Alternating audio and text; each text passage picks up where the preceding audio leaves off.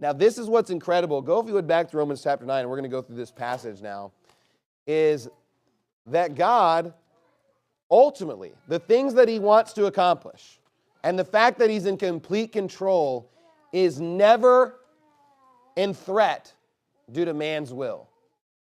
God can give man free will, and his position is never threatened. He's always going to be in control. We'll never be able to usurp him. No one will ever be able to take his place. Nobody will ever be able to, not even for a second, will he lose his power, his supreme position, okay? And on top of that, everything that he's said is going to happen will happen. Why? Because he's sovereign, because he is above us. And it's incredible. Look, he can say something's going to happen, and every single person has the free will to fight whatever he said is going to happen, and it's still going to happen.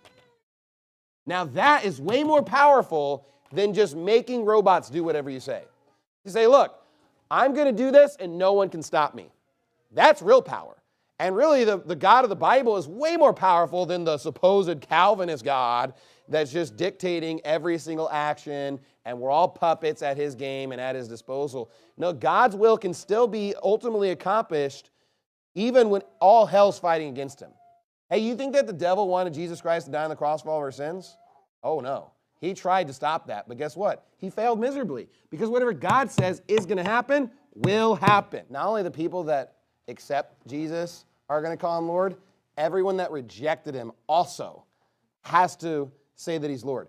Now, you know what's a picture of sovereignty? That. Hey, I'm going to give every creation free will, but guess what? There's going to be a day when you all bow to me. Supreme. I mean, the highest. That's the real picture of sovereignty. Not saying, you know what? I built 100 robots and they all bow down and they say, we love Pastor Shelley. We think, what if I had my whole church filled with robots and they were just like, Pastor Shelley's sermons are the greatest.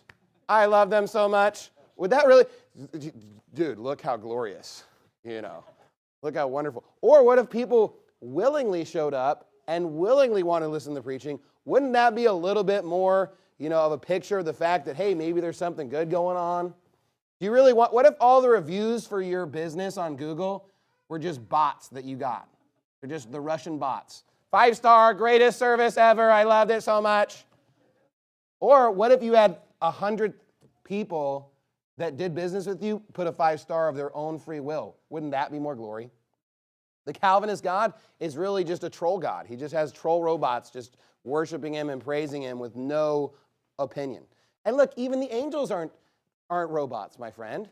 Hey, the angels had an option, and the angels that sinned are going to be cast down into hell, but the ones that stayed, hey, they're going to worship God. Why? Because God doesn't want robots to worship him.